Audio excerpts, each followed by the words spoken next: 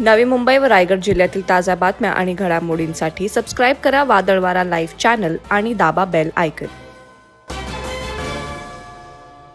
Mahad MIDC police ठाणे हद्दीतून एक अत्यंत धक्कादायक घटना समोर आली आहे। टेमघर कुसगाव रस्त्यावर साकडी गावाजवळील दर्ग्याजवळ पायी चालत जाणाऱ्या एका विवाहित महिलेचा एका रोड रोमिओनं दुचाकीवरून पाठलाग करून विनयभंग केला।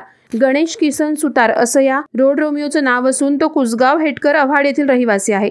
रविवार दिनांक 10 मार्च रोजी सकाळी गणेश सुतारने पीडित विवाहित महिला अडवून मला तू आवडतेस, मला तुझ्याशी बोलायचं आहे असं बोलून तिच्या मनात लज्जा उत्पन्न होईल असं वर्तन केलं। पीडित महिलेच्या तक्रारीवरून गणेश सुतार याने वारंवार महिलेचा पाठलाग केल्याचं निष्पन्न झालंय। तो मोबाईलवर फोन करून तू मला आवडतेस, तू माझ्यासोबत बोलत जा असं वारंवार सांगत असे।